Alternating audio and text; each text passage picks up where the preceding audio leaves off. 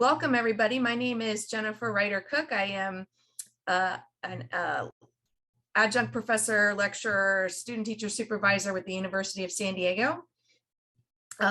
My full-time job is I am a senior director of school development for the California Charter Schools Association. So I've been at CCSA for 9 years. But I'm a graduate from the University of San Diego, my master's in special ed and my doctorate in leadership studies. So I have always been involved with continuing to support student teachers all through the years. So that's been my connection to the classroom and staying in touch with what's happening. My husband is a teacher at a high school level and a football coach.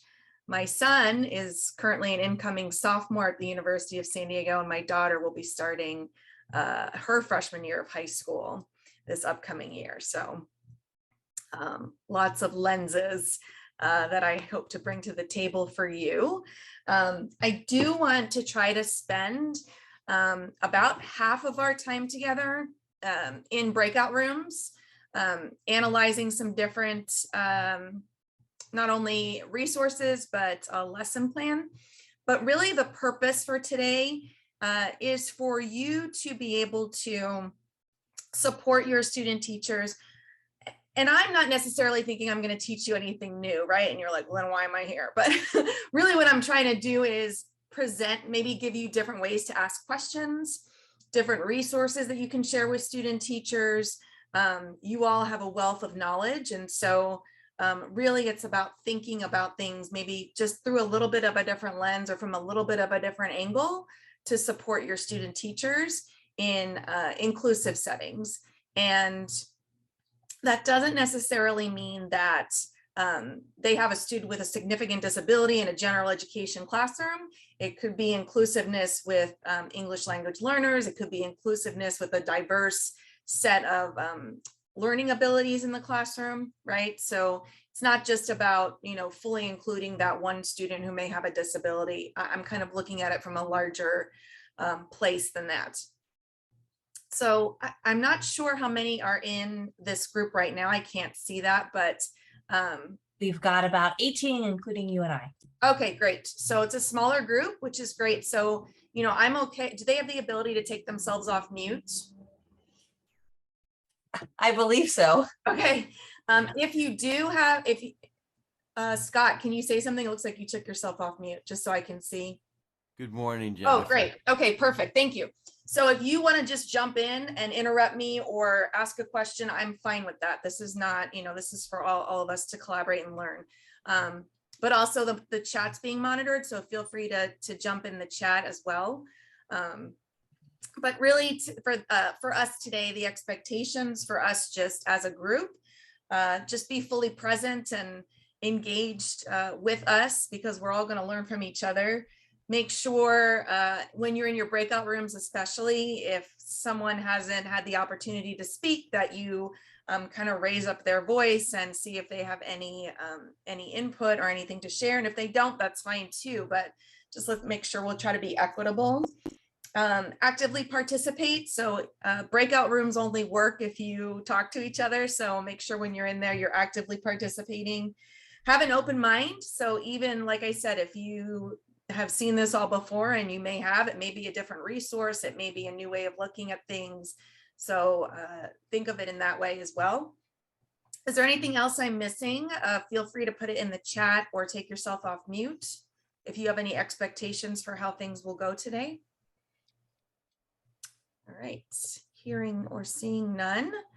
I do want to just sort of jump into some shared language and talk about some different resources that I have for these. So when I supervise student teachers at the University of San Diego, they need to submit a lesson plan before their lesson, and then we do the observation. So I do review their lesson plan, and I look for alignment with what they're doing in their actual observation with their lesson plan. but probably more of the richness of conversation comes from what actually happens in the classroom, right? So there are different resources and ways that I ask questions of student teachers, again, regardless of whether they have, someone with a significant disability in their classroom or not. But these are some different ways in which we frame the questions in terms of trying to get to what is the most effective way of teaching your students. And I do supervise ed specialists and general education teachers. So I feel, I have felt that these kinds of questions have been applicable to both of those environments. So any thoughts, again, in the chat, or take yourself off mute? And sorry, I just, do they have the resources as well right now or no? I believe they do. I can share the folder. Okay, that'd be great. So there's 4 links, one for each one of these questions. So, okay, so this is the inclusion resource. Any thoughts? I don't know if you probably haven't had a chance to really look through this thoroughly, but when you hear inclusive education, what does that mean to you? What do you think of? What kinds of questions do you ask your student teachers about that? Does everyone have access to content? Yes. And you're going to see a lot of overlap too with Universal Design for Learning resource. How will all students grow? Yes. Really important. And I see this in the charter school sector as well, where we're looking at performance versus growth, right? So how do all students grow? How do we know that they're making progress individually versus what's their sort of snapshot performance piece? Anything else? How will I provide students access? Yes. And even beyond access is how will students be able to process and meet the high standards in your classroom, whether it's the state standards or whether it's the standards in their IEPs if they do have more significant disabilities. But I like this resource because there is a case study at the end. Again, when I see student teachers maybe not having a lot of experience in an inclusive classroom or just with a diverse set of students in terms of demographics, I like to give them real life examples and then things that they can take into their next lesson that we observe and that we talk about. So there's a case study in this one that I think is really nice for student teachers to see and look at, especially if they're not ed specialists, if they're in a general education classroom. So this is a really great resource to have. And it also, this visual here is also a really nice snapshot of inclusion. How will all students get opportunities to cognitively engage in the learning? Yes, super important that all students are somehow engaged, right? So one great example I have that always sticks in my mind from my own classroom was when I started the inclusion program at my school, and I took a student with significant disabilities into my 4th grade general education classroom, and they were doing, they were making relief maps of California. And so they had to, accurately put the mountains and the desert and the ocean and all of that. And the student with significant disabilities was accessing that content, but she also actively participated by being the one in the group who painted all of those pieces on that relief map. So, she had to know the ocean was blue and the deserts were yellow and all of that. And her peers had to help support her in that. So she was learning that content and participated in the way that was most beneficial to her and to the rest of the group. I think I have to stop share and reshare to go to each reference, but the next one is the Universal Design for Learning. And this has a lot of definitions and a lot of terms that have sort of shifted and changed over the years, but any thoughts on UDL, or let me know in the chat if your university utilizes UDL lesson plans, anything like that, anything around UDL that you can share, and I'll bring up the resource. Any thoughts on UDL or your experience with it or how you use it with your student teachers? Okay, so, oh, was someone going to say I something? think UDL is all about including every student and believing that every student can really learn, and coming up with as many approaches as we can to help them all do that. Yep. No, So I we have to think kind we of, model that. Yeah. yeah, exactly. We have to challenge our student teachers to think about that, how they can have all students at the same time actively involved in that lesson and learning what they need to learn from the objectives. Setting high expectations and making sure all students can meet them, absolutely. And students are going to meet them in different ways, right? So this document talks about those high expectations that you just mentioned, Scott. Low floor, high ceiling, great. So, you know, the ability for us to, and I still use maybe terms that have shifted over the years, but the process, content, product, for me, it makes a lot of sense. And one of the things in this document, it talks about starting small. And that's exactly what I did when I was a teacher. And that's almost always the conversation I have with my student teachers is don't get over, this can seem so overwhelming. And like, how can you be this perfect teacher and do all of this at once? And, you know, it takes time, right? So for me, I found that the easiest thing to start with was product, right? How can my students demonstrate their knowledge in a variety of different ways? How can they choose how to demonstrate their knowledge? To me, that was the easiest way to start. Someone else may think content is an easier place to start where you know, can differentiate all the different content that students access. But for me, that was the easiest place to start. So, you know, students could demonstrate their knowledge on a particular standard in social studies by creating a PowerPoint or making an infomercial or making a diorama or a video or, you know, whatever you as a teacher decide are the parameters of those choices. So those are the conversations I have with my student teachers when they see and hear this UDL concept and it just seems so nebulous and something like they can't really accomplish because it just feels too overwhelming. So this document is a nice way to introduce that to them in a little more bite-sized way and allows them to think about it in their lesson planning, which is, you know, maybe the first step, but I really like this start small approach. It just helps them understand that you can start in pieces and continue to integrate it into your lessons. The next piece is the accommodations. I'd love to hear your thoughts on what accommodations are or how you share that with your student teachers in terms of thinking about accommodations when they're creating their lesson plans. Okay, I'm Walt. Hi, Walt. I'm a supervisor at Sac State, and with respect to accommodations, I like to have my students think about what we call a hierarchy of support by asking questions with respect to the level of support needed and then working from there. So, for example, can the student do the same lesson as typical peers with the same objectives, using the same materials? If the answer is yes, then they don't need much with respect to adaptations. Perhaps, you know, they may need emotional support. Mm-hmm. But if not, can the student do the same activity with adapted materials? So, you know, in math, Gabe completes fewer problems, you know, and language arts, key details are highlighted and so forth. And then we kind of continue on the hierarchy here to other forms of support to students who need, you know, multiple and extensive forms of support, but still can be included. Mm-hmm. You know, so perhaps you have a student who has a goal to cooperate with peers and follow directions without losing focus. That may be the goal.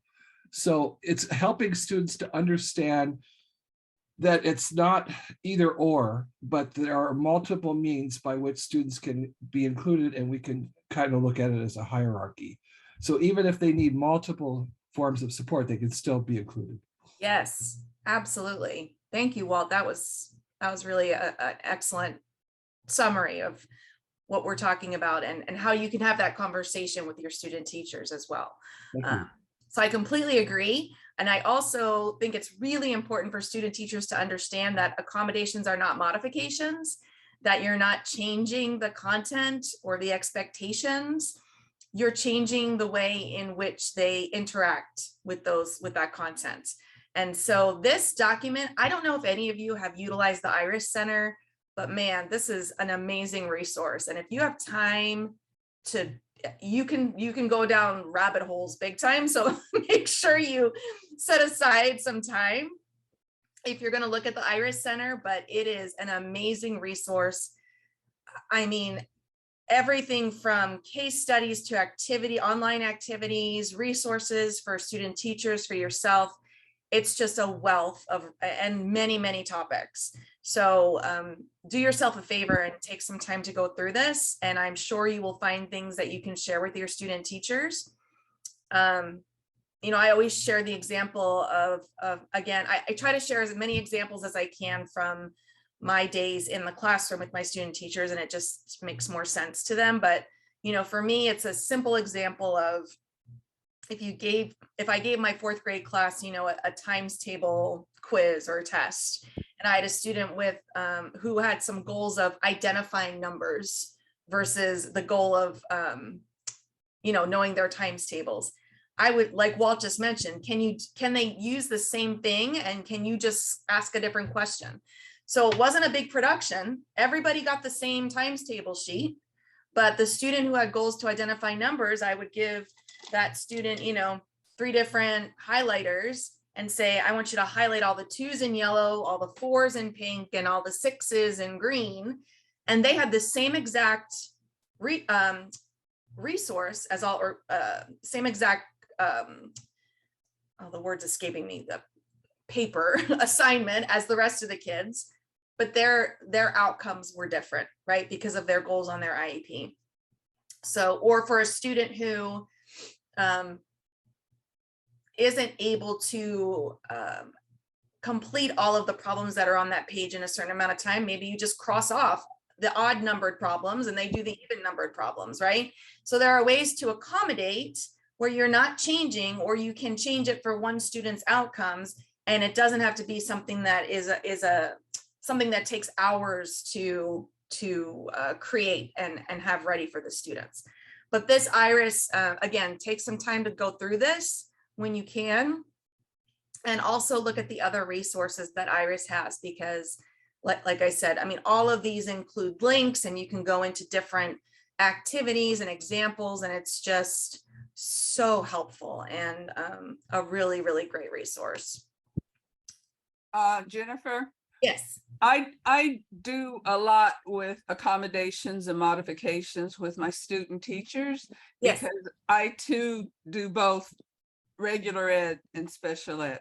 And when I talk to my regular ed student teachers, I explain accommodations as physical and environmental changes that do not affect their assessment goals. Yep. Okay, and you give the example of using a sound fill for someone who is hearing impaired, or you use larger text for someone who is visually impaired. Yes. So I break it down that way, and then we do a whole thing on modifications, which is a whole different animal. Yes, that's great. That's exactly what I'm talking about. Yeah, and it is really helpful to give those concrete examples. Or even if it's a student who has a visual impairment and needs an accommodation of, you know, if they're in high school, in every class they go to, they need to sit in the front row, right? So they can see the whiteboard or see the document that's being projected or whatever, right? So those are really clean, sort of simple, you know, we all know things get more complex, but you know, those are nice ways to kind of just have student teachers wrap their heads around what you're talking about. Can I add something, Jennifer? Yes, please. We talk a lot in UDL about input and output. Yes. However, we also have to be mindful of the students' engagement based on their motivation.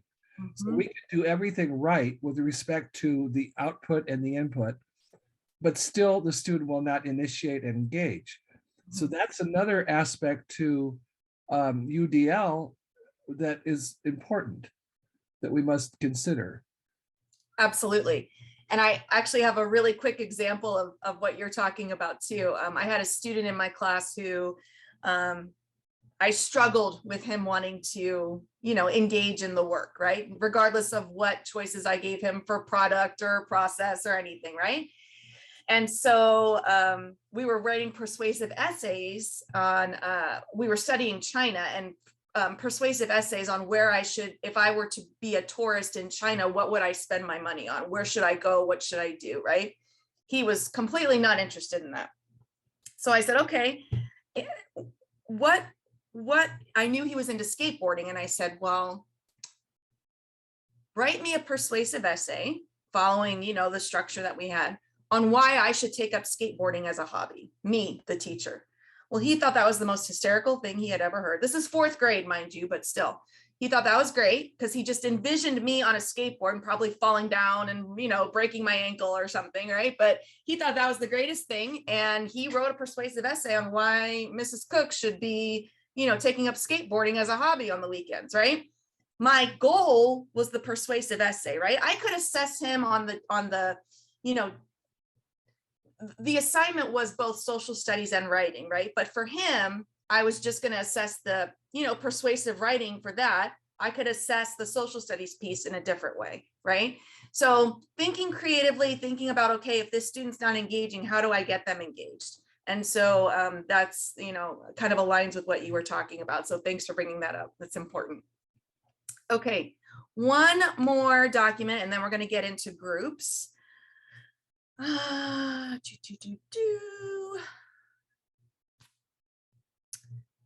this one is about effective pedagogy. So this, I'm just going to share the highlights of this, but this is also another really nice document because it talks about what the teacher does in each one of these areas of effective pedagogy. So this is something you could also share with student teachers to help them come up with ideas for what to do in the classroom. So I'm getting a lot of comments on the Iris Center stuff. So I knew that would be popular. So hopefully you'll get a lot out of that. But the effective pedagogy is the joint productive activity. So sometimes we think about the I do, you, we do, you do, you do, we do, right? Like that whole thing. But really, can you find ways, can the student teacher find ways to engage together with the students? Language development, always something that should be present in the lessons. And maybe even some of you are having your student teachers integrate ELD standards into their lessons as well. Contextualization, so making things relevant, putting things in context, you know, whether that's drawing on their prior knowledge or finding other ways to have students contextualize information. Making sure there are challenging activities. I just did a debrief with a student teacher and her cooperating teacher to challenge the student teacher, I think more about how do we also take the activities to the next level for students. And then instructional conversation. I also point out this is similar to like academic vocabulary in the lessons. How are you bringing that into the lessons? How are students using academic vocabulary? I've also done some work with the TPEs and the assessments for those, and there's a lot to look for, or that the credentialing would like us to look for in terms of use of academic vocabulary. So that's also really important. So again, another good resource. You can take the time to look through that yourself and pull out the things that are most relevant to you or to your student teacher. So now what I'd like to do is have us get into groups, and I'm going to show you on here actually what we're going to do real quick, and then we can also put it in the chat so you all will have it in your rooms. I have a link to a lesson plan. If you have that document, it's linked in there, but I would like for you to look at the lesson plan. And this is a lesson plan from a template from the University of San Diego that our student teachers get in their classes. And I want you to think about how the lesson plan ensures that all students are part of an inclusive classroom that promotes growth in their knowledge, skills, and abilities, and what feedback and questions you would provide to the student teacher in order to build on strengths while improving opportunities. You can use some of the resources that we just went over.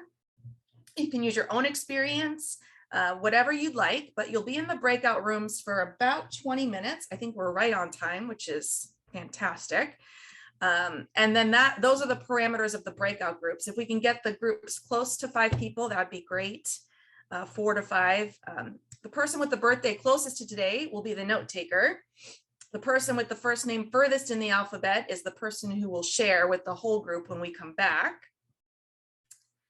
Take 5 minutes or so to read through the lesson plan.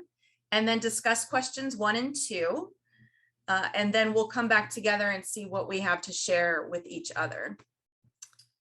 I'd love to hear, we only have about 6 minutes. I do want to say that I'll be facilitating one of the debrief rooms this afternoon. So if you want to continue the conversation or ask questions or talk about the resources or anything like that, feel free to join me in the debrief this afternoon. But wondering if anybody has anything that's top of mind to share that you noticed in that lesson plan, any answers to those questions, anything that you want to share with the whole group.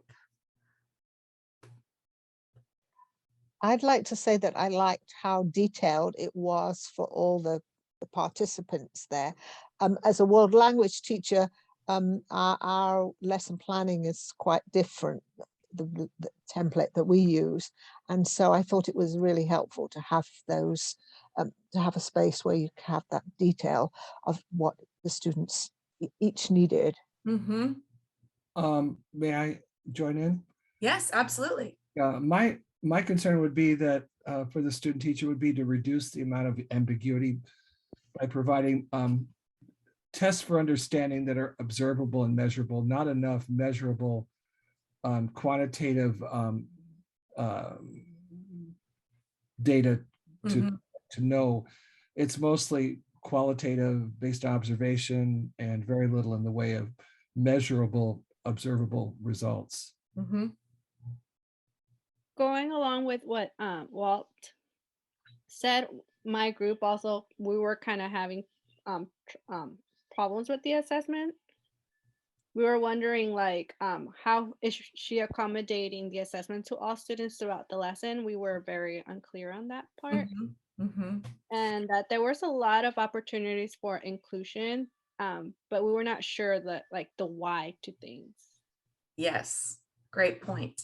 Yeah, and those are the things you can have with the conversation too after you actually do the observation, right? So in the observation, you know, I was able to see when she did the closure and they were doing the individual problems to turn in, that she actually did have to do some one-on-one with some students to help them through those problems. So, but that's not in her lesson plan. So even thinking about that a little bit more ahead of time about, okay, what if a student, you know, can't do this on their own, or what if they can't do the independent practice, what happens? Those are questions that could be answered. Absolutely. Another problem would be that there's very little information about every student in the classroom. Yes. It's Yep. very, very, very incomplete. We don't know virtually anything about the students, with the exception of the student who's a Spanish learning development student. I think SLD, it stands for Spanish learning. I had a student with learning disabilities. Yeah. Okay. I mean, there was so little information to go on that we were perplexed with what to do. Definitely. So this is a lesson from a summer placement where she was actually only in that classroom for 4 weeks, but that would be something I would encourage her to do if it was that longer placement, like a traditional placement. She was in two different classrooms. So one of them, they had to be shorter placements. So absolutely, we'd want more detail there. Yep. I was sort of looking at the academic vocabulary. Yes. Okay, it would have been nice for her to put reviewing the previous academic vocabulary that would go along with this lesson, especially since it is, I mean, even if it wasn't a combo, even if it was just straight 3rd grade, it's still always good to review the previous vocabulary and then go one step farther and to review the previous vocabulary and go one step farther and review some of the vocabulary that has connections with this lesson. So you review, introduce, and preview. Right. And have them, and doing that within, you know, drawing on their prior knowledge, right? What do you I'm always encouraging my student teachers to have that student-centered approach where they're getting it from the students and then filling in the gaps if they need to. And that's also another way to engage all students, have them talk about that in small groups, come up with definitions, right? And then, you know, share that out with the rest of the group. Great. Again, we can have more time to discuss this if you want to join me this afternoon, but in the chat or take yourself off mute, I'd love to have you share one word to describe what you learned today or your biggest takeaway. It was a pleasure meeting all of you. I really appreciate how engaged you were in the conversation. Again, I know this is really fast and I feel like I was talking a mile a minute, but happy to engage offline, outside of conference, today in the debrief. Happy to continue to be a community of learners. So place your thoughts in the chat or take yourself off mute, and then I will see you all later this afternoon.